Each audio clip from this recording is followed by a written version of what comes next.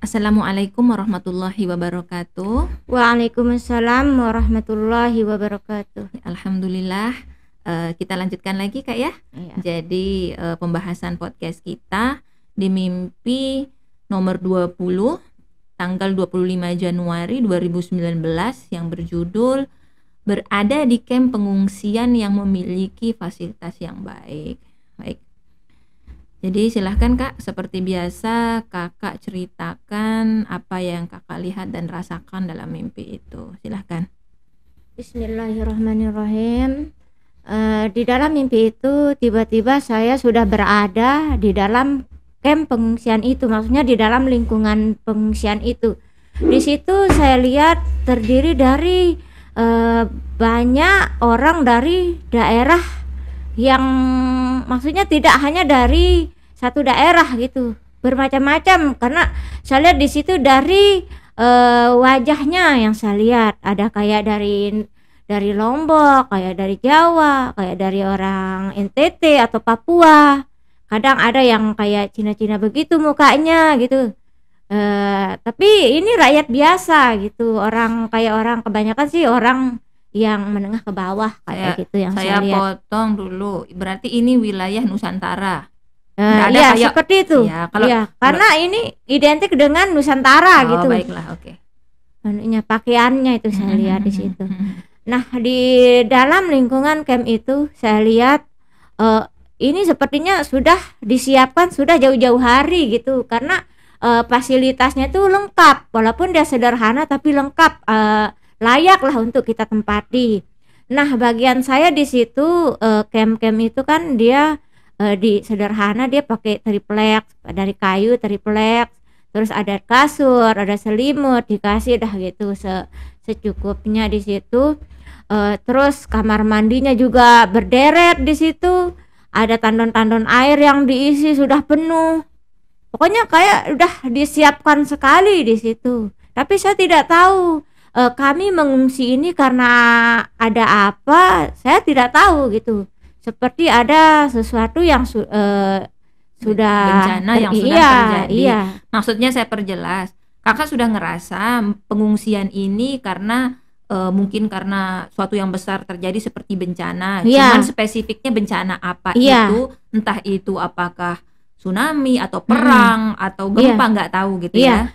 Seakan-akan di situ yang saya rasakan bukan hanya sekali bencana, sudah sering berulang-ulang bencana, sehingga ketika saya memasuki camp itu sudah seperti sudah disiapkan dari sehari sebelumnya gitu, sebelum kejadian bencana yang sudah berturut terjadi itu, misalnya udah berlalu itu bencana itu sudah agak lama, mereka punya kesempatan membangun gitu, walaupun belum detik itu juga terjadi bencana itu langsung. Biasanya kan orang kalau terjadi bencana baru sibuk mengurus bikin camp-camp gitu, tempat pengungsian. Tapi ini tidak, karena mereka di situ yang saya rasakan pelaku yang membuat camp itu dari seringnya terjadi bencana. Nah, di situ sudah disiapkan tempat untuk pengungsian di situ. Masya Allah. Itu yang saya lihat. Berarti dalam mimpi itu pembuatan camp-camp yang lengkap fasilitas itu sebenarnya diawali karena seringnya terjadi bencana-bencana kecil, sehingga mereka bencana-bencana kecil yang sangat sering terjadi menyebabkan mereka berpikir bahwa perlunya diadakan camp permanen seperti permanen, sehingga semi permanen sehingga jika terjadi bencana lagi atau mungkin yang lebih besar, enak dalam evakuasi dan tempat ditaruh tempat pengungsiannya itu enak gitu dan layak gitu, layak. Dan di situ jenis camp-campnya itu juga seperti misalnya tidak seperti bangunan begini, tembok gini dari kayu, dan dia kayak panggung gitu, seperti kalau bencana gempa kan, kalau gempa gitu kayak rumah anti gempa kayak gitu dia anunya. Kalau hujan tidak kena pecek kayak gitu. Terus di sana memang per kakak apa satu kayak kemah besar kayak gitu kan, kadang kalau orang ngungsi kan dibuat satu kemah besar terus per kakak dia per kakak di situ. Misalnya satu keluarga, satu udah tempatnya kayak gitu dia. Panjang, memanjang di situ. Baru kamar mandinya juga banyak, memanjang. Banyak tandon-tandon air juga di situ, besar-besar. Itu bentuknya per satu rumah atau disekat-sekat? Kayak rumah peta-peta begitu. Oh, Masya Allah. Tapi kan kalau rumah peta dia lebih permanen. Gitu, papan. Kalau ini tripleks, dindingnya tripleks. Berarti tetap dia menyatu, hanya benar-benar disekat per kakak gitu ya? Disekat tapi tripleks di situ, dipakai sederhana aja gitu. Ya, memanjang berarti dia nyatu, cuman disekat-sekat gitu. Agak mirip sama mimpi yang sebelumnya. Tapi ini kan di rumahnya Pak Haji itu kan disekat-sekat ya, tapi ini rumah ini. Tapi itu kan konteksnya. Karena konteks di mimpi yang sebelumnya kan konteks mengingatkan pada pengungsian juga kan. Ini juga lebih kepada realnya jika bencana itu terjadi, maka betapa baiknya apabila jauh sebelum bencana sudah antisipasi duluan, bukan pada saat belajar dari yang sudah pernah terjadi gitu. Betul. Nah, jadi itu yang kakak lihat. Terus gimana perasaan kakak itu? Apakah kakak ngerasa sedih ada sedih atau rasa syukur atau rasa apa? Yang lebih saya rasakan di sana itu rasa bersyukur di situ. Semua saya kembalikan di dalam mimpi itu, rasa saya semua saya kembalikan kepada Allah di situ. Ketika saya memasuki camp itu, saya lihat ruangan kamar. Memang tidak ada ruang tamu atau apa gitu. Begitu buka pintu langsung kamar di situ. Ini seperti ruangan ini, buka pintu langsung kamar. Di sebelahnya begitu juga gitu. Nah, yang saya di situ bersyukur di situ dari misalnya bencana-bencana yang saya rasakan, yang pernah saya alami, ceritanya di dalam mimpi itu. Terus ketika saya memasuki pengungsian ini, saya dapat kamar yang layak di situ. Ada rasa terobati di situ, rasa bersyukur di situ, maksudnya tidak terlalu sedih. Tidak terlalu sedih gitu. Ada rasa obat di situ, disiapkan di situ. Ada tempat yang layak, tempat kami berteduh di situ. Betul. Jadi fokusnya di sini tandon air yang besar. Iya. Terus itu aja yang dilihat. Kamar mandi. Iya. Itu ya. Jadi tandon air, kamar mandi, ya. Oke, jadi itu sama kasur, selimut gitu. Oke, jadi itu yang kakak rasain. Berarti sudah selesai, berakhir berarti mimpinya ya? Iya. Karena dia pendek. Ada pendek. Jadi itu bersyukur, diakhiri dengan bersyukur. Jadi kita mengambil apa sih hikmahnya ini dari mimpi ini? Karena sekali lagi tujuan kita mengadakan podcast ini agar ini bermanfaat. Siapa tahu bisa menjadi nasihat, solusi, penyemangat, motivasi belajar, banyak hal dah kayak gitu. Pokoknya intinya bagaimana kita lebih baik daripada sebelum-sebelumnya. Baik, jadi kita berusaha mengambil manfaat dan ibroh dari mimpi ini. Artinya kembali kepada hadis-hadis ya. Jadi kan harus ada dasarnya. Kalau dalam hadis dikatakan bahwa sebelum kedatangan Imam Mahdi nanti, padahal Imam Mahdi itu kan kepastian. Iya. Tapi sebelum kedatangan, dunia itu akan diliputi dengan huru-hara, kezoliman, bencana-bencana, gempa-gempa. Tandanya apa sebelum kedatangan Imam Mahdi? Banyaknya gempa-gempa. Iya. Gempa juga bukan berarti hanya gempa yang menghancurkan rumah-rumah saja, tetapi bisa jadi mungkin kekacauan ekonomi gitu kan, dan banyak hal. Intinya di sini yang menyebabkan orang banyak yang susah seperti itu. Nah, kembali lagi jika ini memang benar-benar bukan jika ya, karena kedepannya akan semakin banyak terjadi bencana-bencana sesuai dengan apa yang dikatakan hadis, bukan kata saya kan. Iya. Nah, tentunya di sini jika memang sudah ada tanda-tanda itu, seperti yang kakak bilang tadi di dalam mimpi itu, rasanya karena seringnya yang kecil-kecil terjadi membuat mereka berinisiatif untuk membuat yang semi permanen biar tidak kalang kabut pada saat bencana yang sudah sering itu datang lagi. Iya. Nah, jadi karena berarti ini tanda pada saat nanti akan semakin sering bencana-bencana itu ditandai dengan keseriusan. Karena untuk saat ini kan tidak begitu serius, karena seolah kalau ini diadain sekarang seolah kayak meminta itu segera terjadi. Iya. Tapi jika di masa depan nanti orang sampai seserius itu membangun itu, logisnya sebelum itu pasti banyak juga yang kecil sering terjadi. Ya, sering sekali terjadi, sehingga untuk membuat kayak gitu, menjadikan orang serius untuk berniat banget gitu loh, bener-bener mempersiapkan ya, membuat seperti apa rumah semi permanen, terus kebutuhan air, makanya kakak lihat tandon-tandon air, dan tentu saja kamar mandi di situ kan, MCK, dan kebutuhan seperti selimut itu dan kamar atau perkaka. Yang menonjol saya lihat di situ di mimpi ini tentang MCK itu, bagaimana begitu lengkapnya di situ sudah dipersiapkan tempat MCK di situ. Maksudnya tempat mandi, disiapkan airnya dengan rapi, berjejer di situ, sudah seperti disiapkannya sangat matang sekali di situ persiapannya gitu. Berarti manfaat dari mimpi ini dari sisi harfiah dulu ya. Harfiah itu yang apa adanya, yang ini bukan simbolis. Berarti harfiahnya, alangkah baiknya apabila di masa depan nanti ini menjadi perhatian. Apa yang paling disiapkan? Yang pertama itulah kebutuhan air dan kamar mandi, dan bagaimana kalau bisa di sekat-sekat seperti itu ya, perkaka gitu kan. Dan jangan tunggu bencana besar baru kemudian panik. Kalau bisa kalau memang sudah ada tanda-tanda dari gejala alam, dikasih tahu oleh misalnya dari BMKG dan lain sebagainya, ini akan sering terjadi, segera sudah dengan mempertimbangkan yang penting-penting itu seperti yang tadi. Oke, itu yang pertama.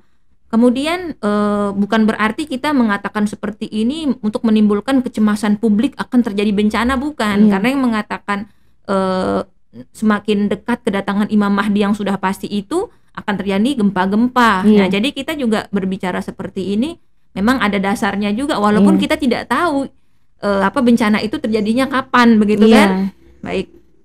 Sekarang yang simbolis. Yang simbolis kita tahu air itu, air bersih di sini itu bermakna Al-Qur'an, ilmu Al-Qur'an, ilmu agama yang benar. Kenapa kok banyak sekali stoknya? Nah, artinya di sini untuk menghadapi huru-hara akhir zaman, kemudian banyaknya hal-hal yang fitnah dajjal yang membuat rentannya kerusakan moral dan lain sebagainya. Makanya di zaman ini betul-betul dibutuhkan asupan atau air bersih itu yang benar-benar banyak kayak gitu loh. Artinya biar untuk melindungin kita. Nah, jadi misalnya jika terjadi bencana, ilmu yang sudah dipelajari yang itu memupuk iman itu sangat bermanfaat. Jadinya bukannya orang ketika menghadapi bencana itu menjadi putus asa, panik, menyalahkan takdir, lalu kemudian dia mati, rugilah dia. Coba kalau seandainya, kalau kita tidak bisa menolak jika itu terjadi bencana, tapi apabila bencana itu terjadi pada saat kondisi iman kita insya Allah tenang seperti itu, kita beriman, kita siap, kemudian kita menjadi ridho, dan bahkan ada rasa syukur seperti yang ditunjukkan di situ. Padahal kalau orang berpikir kan nggak ada yang senang sama bencana, tetapi kok bisa masih ada rasa syukurnya. Nah, itulah bedanya kalau sudah ada iman di hati kita gitu. Yang saya rasakan begini di sini di dalam mimpi ini, begitu banyaknya kejadian-kejadian sebagai penanda akhir zaman, dan semakin dekatnya akhir zaman, begitu Allah Maha Pengasih dan Penyayang terhadap hamba-hambanya, ilmu-ilmu agama yang lurus yang dulu misalnya sulit kita temukan, sulit kita dapatkan ketika kita dulu kita sekolah harus pergi berguru atau apa. Tapi sekarang Masya Allah di akhir zaman yang semakin dekat ini, ilmu-ilmu itu semuanya terkuak. Hadis Al-Quran dengan mudahnya kita dapat. Kita lihat di YouTube, di Google atau di mana, dengan begitu mudahnya kita mendapatkannya. Nah, itulah makna tandon air itu sudah begitu banyaknya, sudah disiapkan di situ. Kalau kita tidak memakainya, alangkah ruginya kita. Ketika kita bisa memakainya, disitulah timbul rasa syukur kita. Jadi untuk bisa disadari, untuk kita semua dan juga khususnya untuk diri saya sendiri. Saya mengambil hikmah dari mimpi ini tentang bagaimana agar kita memanfaatkan fasilitas internet yang sekarang yang bisa kita pakai ini untuk kita pergunakan sebaik-baiknya untuk menuntut ilmu agama yang lurus. Terus sekarang saya tanya balik sama kakak, apa simbol dari kamar mandi dalam mimpi itu sendiri? Ruqyah. Iya, jadi membersihkan diri. Kamar mandi tempat orang untuk membersihkan diri dari segala jenis kotoran. Berarti di sini simbol kamar mandi itu adalah apa artinya dengan air? Iya. Jadi air ilmu agama itu sebenarnya kita apa ya untuk membersihkan diri kita, menyucikan diri, gitu kan? Nah, jadi air kamar mandi itu adalah simbol dari tempat untuk bersuci, membersihkan diri, mandi kayak gitu, membersihkan diri, taubat nasuha, ruqyah seperti itu. Jadi di sini berarti arahannya betapa pentingnya kita melakukan menyucikan diri dengan cara ruqyah, taubat nasuha dulu ya, terus ruqyah, kemudian belajar ilmu agama dengan benar. Apalagi sekarang sudah mudah sekali untuk mendapatkan akses ilmu pengetahuan melalui media internet. Dan sekarang langsung kita masuk kepada ada enggak sih kita ayat-ayat di Al-Qur'an yang mengingatkan tentang ini, yakni tentang persiapan-persiapan yang dilakukan sebelum kedatangan bencana. Cluenya di sini adalah yang pertama, sebelum kedatangan banjir dahsyat yang menutupi bumi. Cluenya apa tuh, Kak? Nabi Nuh, kisah Nabi Nuh. Mereka sudah melakukan persiapan. Apa persiapannya? Membuat bahtera. Betul. Jadi di sini. Jadi sebenarnya kalau dipikir apa kaitannya membuat bahtera dengan mimpi ini? Ya udah, kita ambil aja persamaannya, sama-sama persiapan sebelum bencana terjadi. Udah, sekarang tinggalin mimpinya. Sekarang pertanyaannya, udah tahu nggak itu di ayat berapa? Kakak udah tahu nggak? Tidak tahu. Baru cuman inget aja. Saya cuma ingat majreha wa mursaha. Berarti setelah ini kita belajar lagi, jangan sampai kita yang bercerita di sini di podcast tapi kita nggak tahu ini kisahnya di surat apa ya, kayak gitu. Bismillahirrahmanirrahim majreha wa mursaha. Banyak memang tentang Nabi Nuh di berbagai surat, bukan hanya di surat Nuh saja.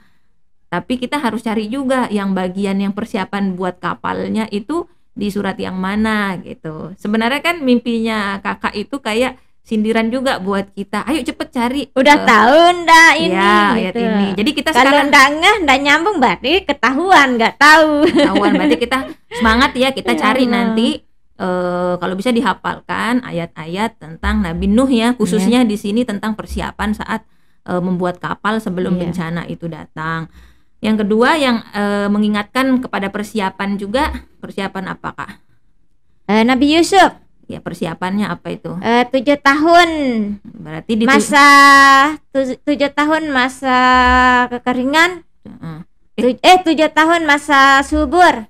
Ya, 7 tahun masa kekeringan. Nah, berarti di sini mari kita kalau bisa dihafalkan ya di surat Yusuf keseluruhan, terutama yang diarahan di mimpi ini. Ya Allah. Belum berusaha sudah lemes duluan. Semangat, walaupun 2 ayat lupa, belajar lagi, hafalin lagi. Nah, jadi kita harus tahu dan kita harus banyak belajar lagi bahwa hikmahnya dalam surat Yusuf itu yaitu 7 tahun di masa subur itu benar-benar luar biasa persiapan mereka. Kalau kita pikir gini, kalau seandainya dari Syam saudara-saudaranya Nabi Yusuf saja sampai datang ke negeri Mesir untuk membeli gandum, artinya padahal orang Mesir ini udah tahu kalau masa kekeringan itu nanti berlangsung selama 7 tahun. Artinya kalau dia mengizinkan orang-orang dari di luar Mesir sudah membeli, berarti stok dia sudah melebihi. Padahal ini masa kering itu melanda bukan di Mesir saja, berarti banyak wilayah termasuk Syam pada saat itu. Nah, tidaklah mungkin jika sebelumnya mereka tidak melakukan persiapan dengan luar biasa. Nah, artinya disitulah kesuksesannya betapa Nabi Yusuf itu diberikan oleh Allah ya mukjizat, ilham bagaimana caranya mengatur di Mesir itu selama 7 tahun di masa subur itu, sehingga nanti ketika datang 7 tahun di masa kekeringan itu, Mesir itu bukan hanya bisa memberi makan kepada rakyatnya di Mesir saja, bahkan sampai ke negara tetangganya, negeri tetangganya di luar Mesir. Jadi di sini arahannya bukan kepada mimpi lagi kita. Jadi mimpi itu cuman kayak, tahu nggak, batu loncatan. Nah, seperti itu. Jadi kayak sindiran juga kalau saya rasain. Iya, jadi disindir belum. Kamu tahu ndak dengan surat ini, ayat ini, jadi hadis ini. Betul. Jadi setelah ini udah kita sudah tahu arahan yang di sini. Berarti kita beralih kepada surat tentang ayat-ayat tentang Nabi Nuh, khususnya tentang persiapan saat buat kapal, dan juga keseluruhan surat Yusuf khususnya di bagian persiapannya itu ya. Oke, jadi mungkin nanti kita kita banyak belajar lagi. Iya, insyaallah. Mungkin itu aja Kak ya. Jadi ininya. Jadi untuk yang mimpi ini kita sudahi dulu. Wabillahi taufik wal hidayah. Wassalamualaikum warahmatullahi wabarakatuh. Waalaikumsalam warahmatullahi wabarakatuh.